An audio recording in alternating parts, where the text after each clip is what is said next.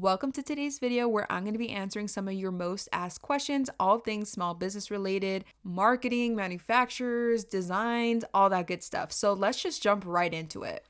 This is a great question because I used to make so many mistakes when it came to pricing my products. So the question is, how do I price my products to get a profit? So it's really going to depend on what you sell, if you make the product yourself or if you outsource, shipping, all of these things are factors. So I'll just give you an example of what I look for when I price my products. So the first thing I look for is, of course, am I making the product myself or am I outsourcing? And just off the top of my head, that's going to look like labor, materials, packaging, time, shipping. And essentially what I will do is break down the unit cost for the product. And because it's handmade, I do include labor. Something else to consider is shipping. If you want to include the price of shipping in the product, like packaging, actual label, or have that as a separate cost at checkout. It really depends on your preference. And no matter what, it's really important to price your products accordingly, especially if they're handmade and you want to pay yourself a livable wage. And please don't make the mistake of comparing your prices to other businesses. You don't know what they have going on, if they have employees, if they get their stuff manufactured. You worry about your own business and price your products according to what you think they're worth. If a product is manufactured, of course, when I order, I know what the unit price of the product is going to be. However, a lot of people tend to overlook the shipping costs to get that product to me, and that should be included in the unit price of the product. A rule of thumb to remember, you guys, is that nothing is free. Someone has to pay for it. And that's a great example of how I just told you, if I got my products manufactured, I'm not going to not include the shipping price in my product, or else that's coming out of my pocket. And in the long run, that's probably not going to be profitable. It's really important to break down every single little thing that goes into making your products. Even the things that you might overlook, like maybe a packaging sticker, even a plastic baggie that goes on your product, that all costs money and someone has to pay for it. And if you're just starting out and you're maybe not getting a ton of orders, that might not be a big hit for you right now, but in the long run, every single penny adds up and you will be losing a lot of money if you don't start to include all the little things. This next question I feel like is really important, especially for those who are struggling right now. So I hope someone was meant to hear this. But the question is how to stay motivated when you have low traction and no sales. So I kind of have a two-parted answer for this. The first part being is not every single day is going to be busy. Not every single month is going to look the same, especially as a small business. You are going to fluctuate so much. I think this also has to do with comparison because you may see things of other businesses being super busy and getting lots of orders. So the root to the first part of my answer is don't compare yourself, and everyone's journey is going to look different. But no matter what, as a business, you are constantly going to be having changes, good or bad. Something that keeps me grounded when sales are slow is remembering the workload I have when I have all those orders and wishing I had the time to rest. So I know it can be discouraging when you're not getting as many sales as you'd like, but please trust that this is a good thing because one day you're not going to have the rest that you have now, and you don't want to take that for granted. And believe me, this is something that I do a lot too. When sales are slow, I feel discouraged and I feel like not working, but you have to keep showing up no matter what. And this is the second part to my answer, which is you have to keep showing up no matter the outcome. And it really is a hard pill to swallow because we are so used to instant gratification. So I think it's super important to just let go of the outcome. Don't worry about it. Just trust that the universe has your back and everything is going to work out for you. My advice to you is to lose the expectations and just show up no matter what. This next question is, what products did you start with and what type of printer would you recommend to start? So first and foremost, if you guys are new here or don't know the origin of my business, I actually did start off with embroidery only.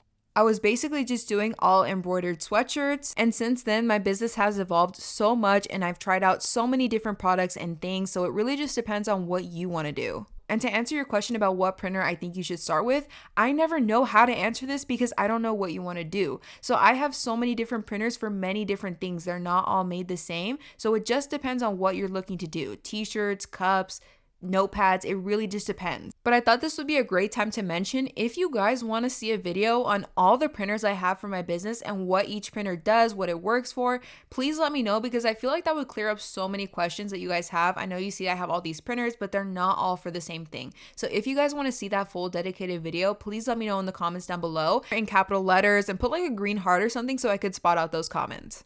This next question says, other than trying to go viral, any advice on how to grow / gain an audience as a business? Going viral doesn't necessarily equate to sales. Now, I don't want to bite my tongue here because when I went viral, it completely changed my life, you guys. That was like the huge moment where my business did take off.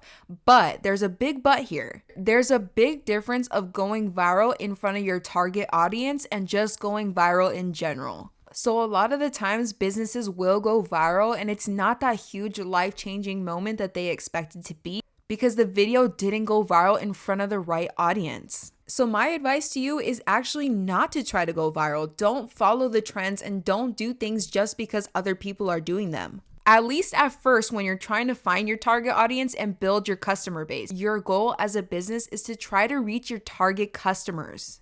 So focus on posting content that is going to speak to and relate to your customer. And here's why. Let's say you post a video following a trend and it gets 1 million views.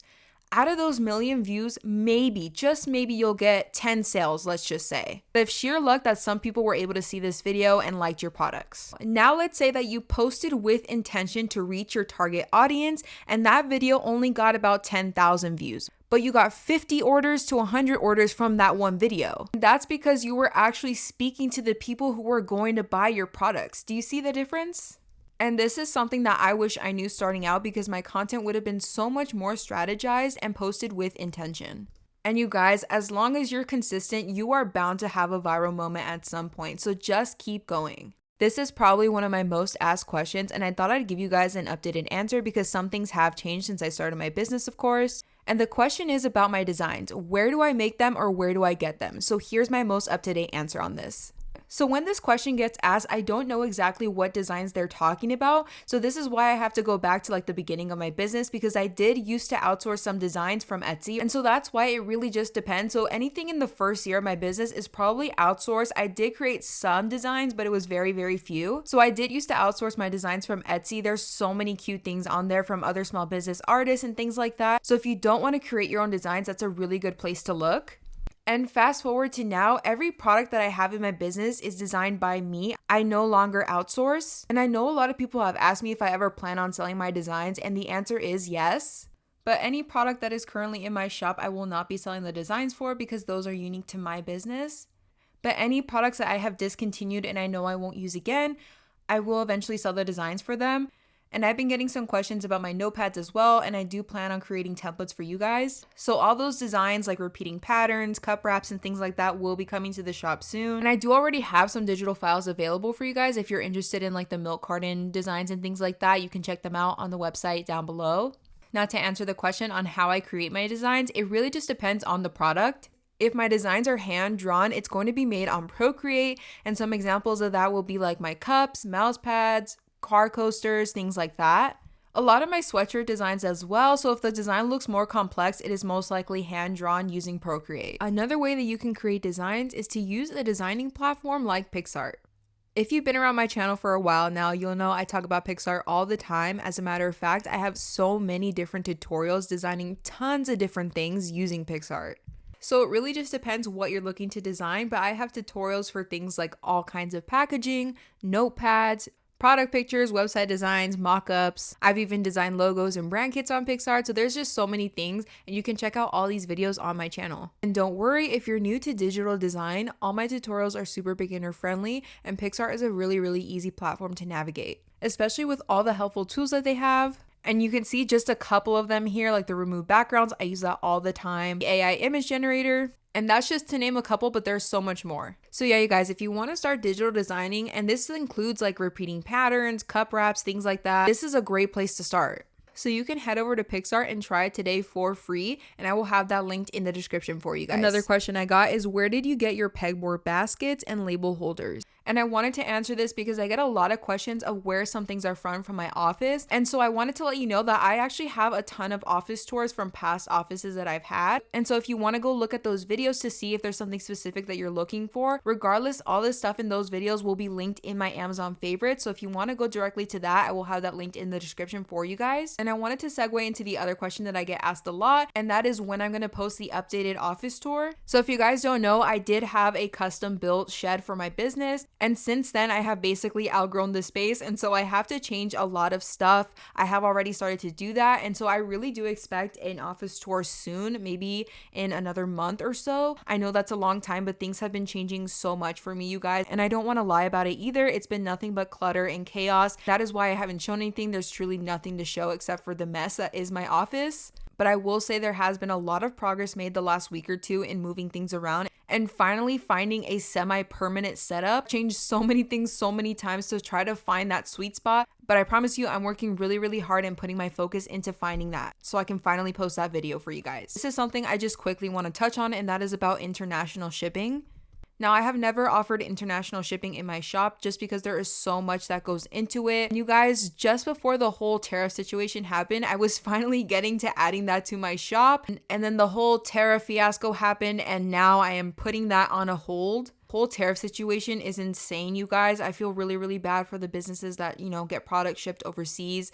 I don't know how they're doing it. It is absolutely ridiculous. And for one notepad, you guys, I had to pay a tariff fee of $47 for one notepad on top of what I had already paid for the notepad, which for a sample was about $100. So I ended up paying about $150 for one freaking notepad. Anyways, that's kind of where I stand with international shipping. Until things kind of calm down, I'm not going to be adding that to my shop just because the customer will have to pay a ridiculous import fee. Honestly, a lot of the times customers don't understand that this is out of our control. And so to avoid conflicts or anything like that, I'm just going to be holding off. This question asked, how do you get so many orders? I've been open since July and have only had 5. First off, I think it's all about perspective, right? So this is no hate to the person that asked the question by any means. I just want to offer you a different approach, and I promise this is going to help so much. So I know a lot of people watching this video will also probably think that 5 orders isn't that much, but if you really stop and think about it, 5 people decided to place an order at your shop with their hard-earned money, you guys. Out of all the places to buy from, they chose you and saw the value in your work. So what I'm trying to say here is that it's okay to want to know how to get more orders,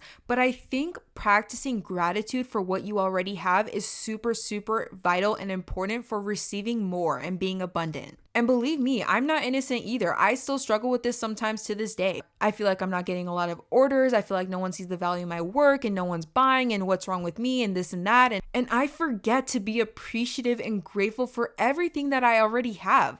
Because the old Noelle who was just starting off would kill to be in the position she is now. So perspective is everything, you guys. Living in gratitude and appreciating the things you already have. Because it is so true, when you focus on the good gets better. Now, that's not to say it isn't right or valid to want more orders. That's totally fine. It's just important that you don't forget all the amazing things you already have. Now, if you want more sales and to reach your target audience, this 100% has to do with your marketing.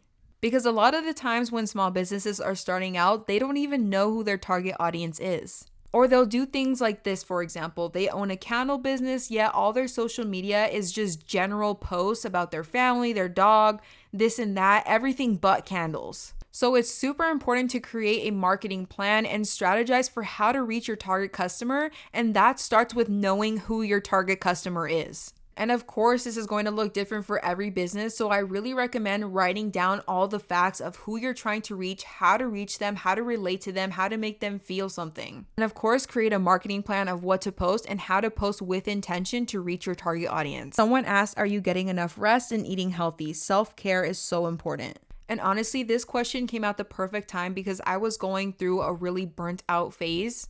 And I, in fact, was not taking care of myself. I was not getting enough rest. I was living off of snacks, and I stopped doing everything that I love to do outside of my business. If you've been a business owner for a long time now, you're most likely a workaholic, just like me. I always feel the need to be productive, and if I'm not doing something productive, I'm really, really hard on myself, and I feel guilty for resting. And that's a dangerous game to play, you guys, because once you start feeling that way, it takes the fun out of your work, and now it's just work, something you have to show up to do. And honestly, once you've owned a small business for a while, this is bound to happen. It is inevitable. You will go through these phases where you don't want to do it anymore. It's not fun. You stop taking care of yourself. You're burnt out. You're just bored. You're done. And I went through this recently where something I used to love just became work, and I don't even have the passion for it anymore. I just feel bored. I feel like my business is not good enough. I'm just like, why even keep trying? And I think the root cause of this is that I have set such high, unrealistic expectations of myself, and I sacrifice my health and well-being for the business, and it should never be like that, you guys. You come first. And I really hope someone needs to hear this. You are not your business. It should not consume your entire life, and you deserve the rest. And I give myself credit too. I admire my dedication and my ability to show up even when I don't feel like it, but there comes a point where you have to draw the line, especially when it starts affecting your health, you guys. Physical, mental, emotional, doesn't matter. If you don't have your health, you have nothing. So what I'm trying to say here is that always prioritize yourself first before the business. Your business can't thrive and flourish if you're sacrificing your own self. So be kind to yourself, love yourself, and accept that it's okay to rest. Don't beat yourself up for listening to your body and your mind. And if you need rest, that's okay. The next question asks, how to manage vacation time if you are the only employee? That's a great question because I know how difficult things can be if you're a one-woman team like I am. And it really comes down to organization and planning. So if I know things need to get done while I'm on vacation, I will plan everything like a month or two ahead so that everything goes smoothly and everything gets done.